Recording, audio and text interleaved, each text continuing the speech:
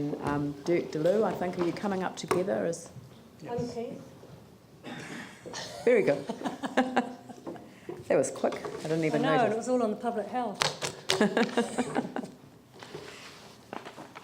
While they're getting our PowerPoint ready, I'll just introduce us. This is Dirk DeLue, the Spokes Canterbury Submissions Convener, and I'm The Claire spokesperson.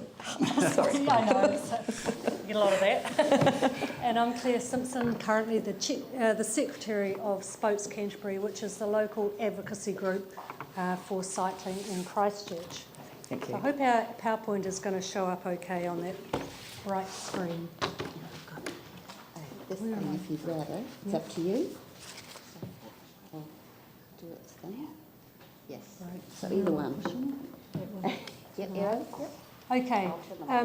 Yes, if you can dim those screen lights, that'll be fantastic. Just by way of introduction, we'd like to thank you very much for your time today. We know you're in for a long day. You haven't met us before, most of you being new, but some of you have. We have a mission to promote the bicycle for everyday transportation. We're going back to the 50s, folks. We have a vision. By 2020, Christchurch will be among the top 5 cycling cities in the world, and we drew that number out of the Lonely Planet book of Christchurch being one of the top 5, or actually the 5th top city in the world. So we thought, well, go Lonely Planet. And our goal is a comprehensive, connected, community-centred cycle network. We strongly believe that cycling infrastructure is not just a nice thing for our city, but it's an essential thing. It's an essential component for an effective transport system in our city. And our aim of our presentation today is to convince you that good cycling infrastructure makes sense financially and socially. So our first point is that it relieves congestion affordably.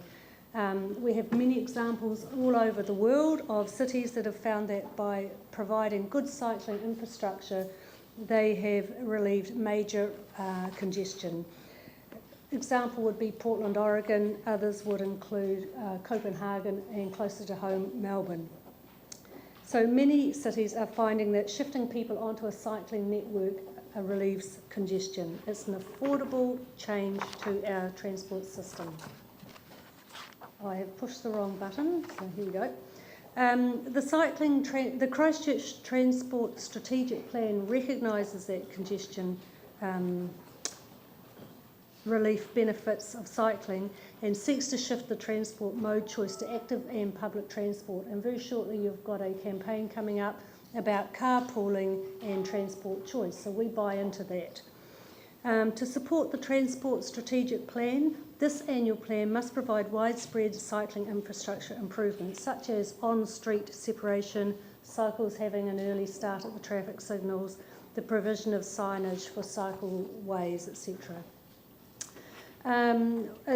Providing cycling infrastructure as part of the rebuild is the least expensive opportunity the council will ever get to affordably solve the issue of traffic congestion. Infrastructure can very easily and inexpensively be established at the early stages of street change.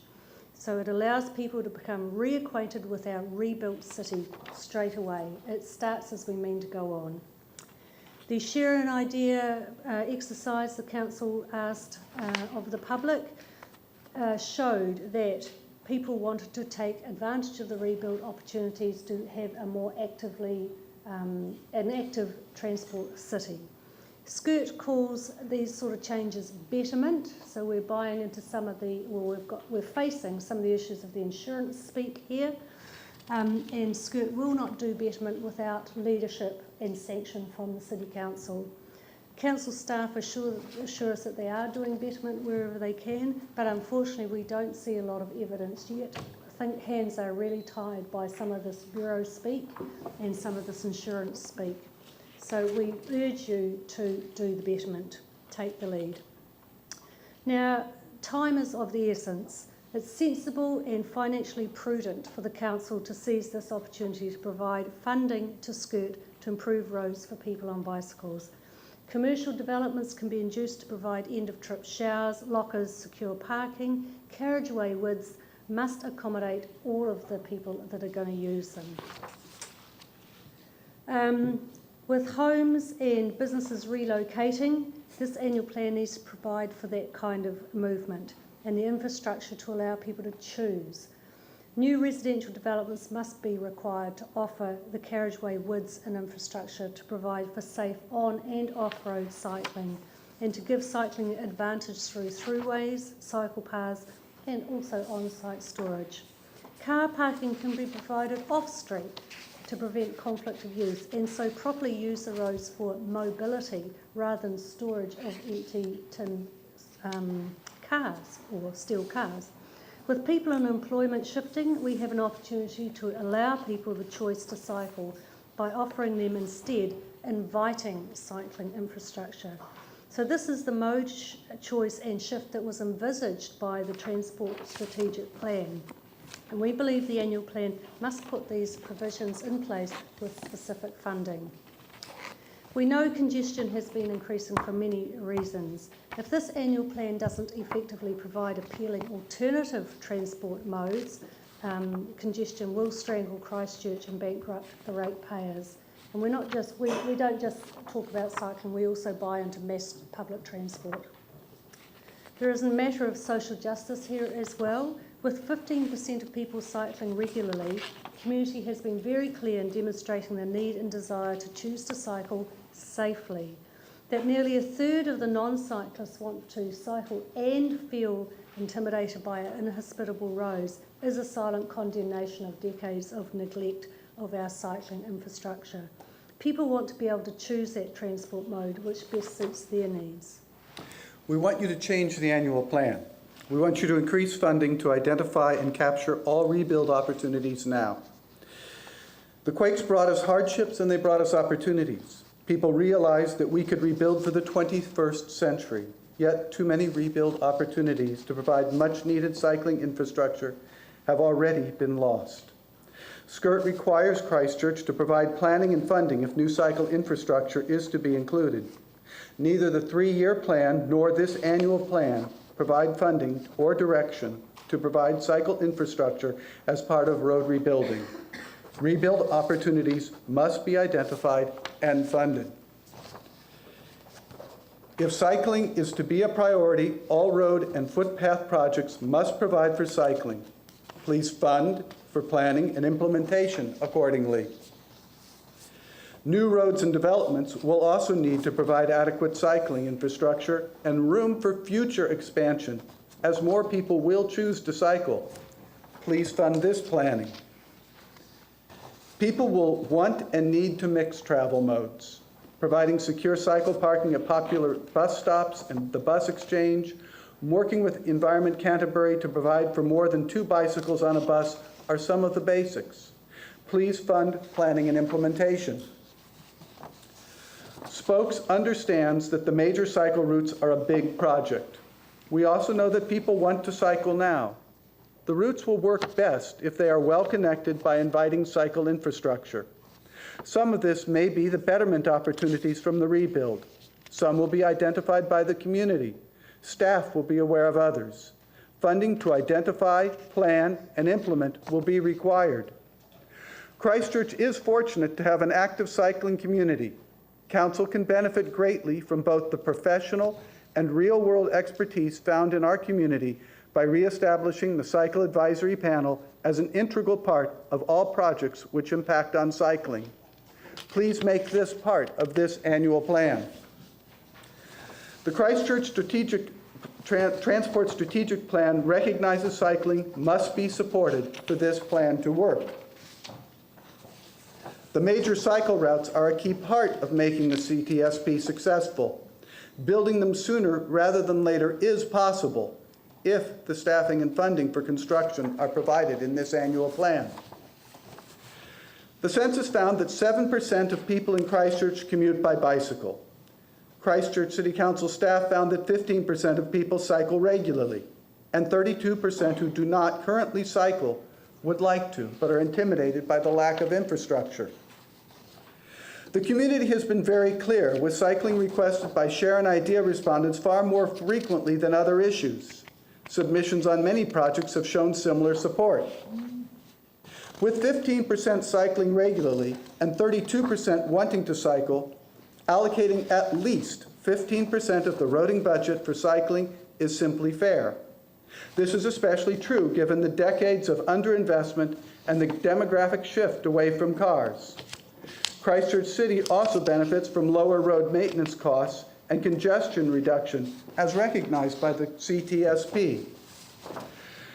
Sadly, this annual plan fails the community, fails the CTSP, and fails the promise of Cycling City of Cycles by allocating a mere 0.5%, or about $2.1 million, out of a roading budget of $372 million.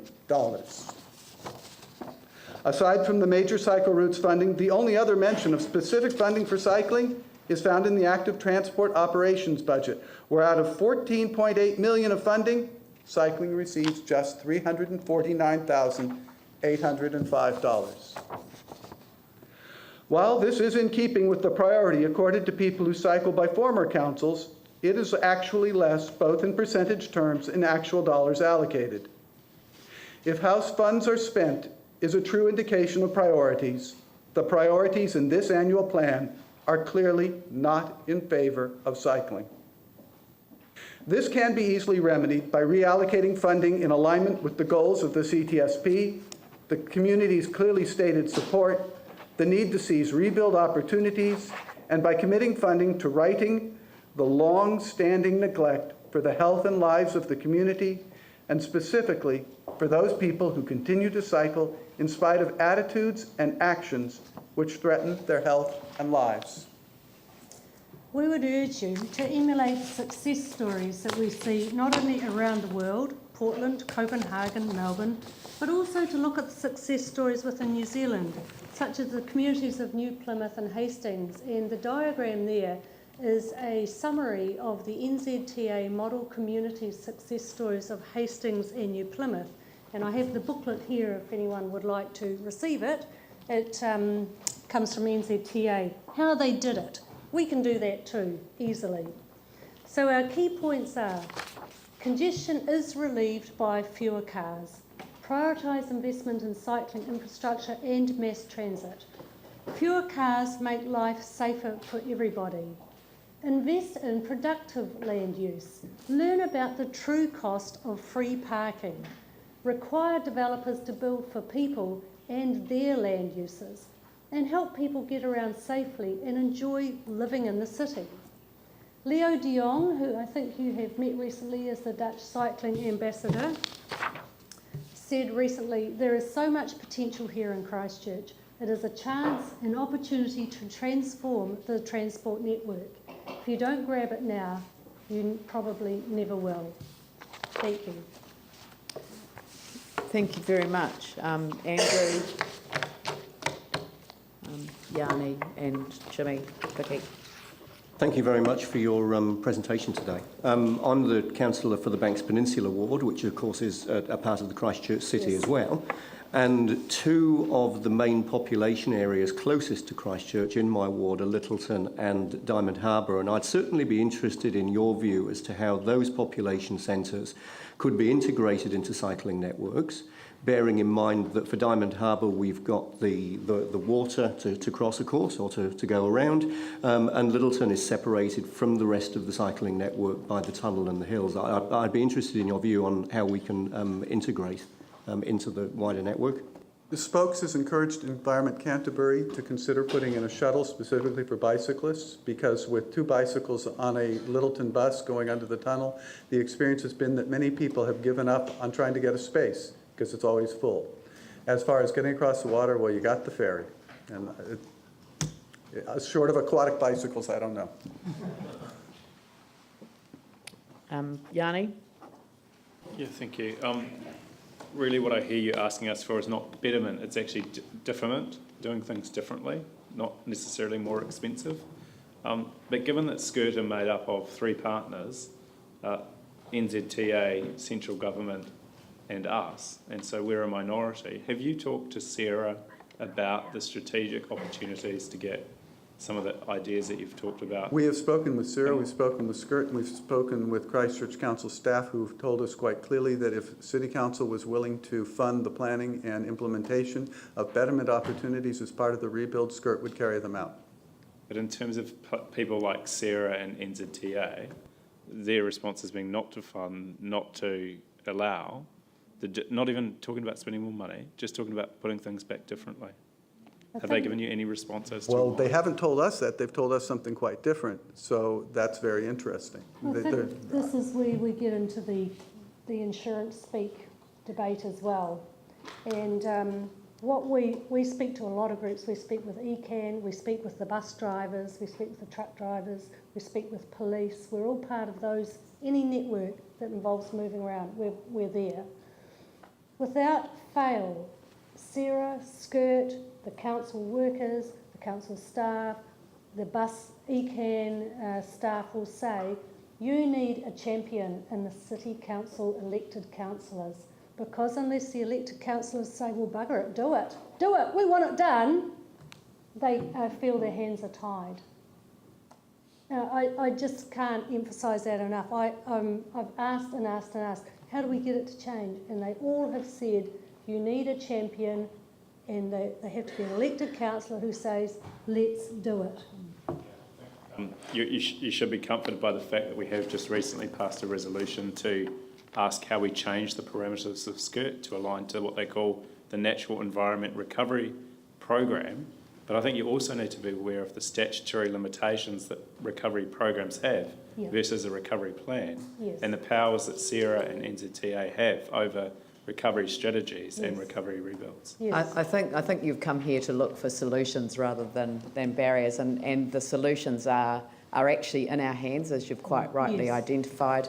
And in order to have betterment, as part of a project signed off by SCIRT, then we have to vote the money to pay for it, because the money isn't sitting in SCIRT waiting for them to spend it. They have to come to us with proposals that are outside their very strict return to as it was, with proposals to get a better outcome. But you had come to the end of the 15 minutes. So look, thank you very much, because it was a good point to end on. We very much take on board what you've said, and I mean, I think a number of us feel that we need to get this right. This is our opportunity to do so. So thank you very much. We do understand that. We Thank do. you very much. Yeah, cheers. Thank you. Thank you.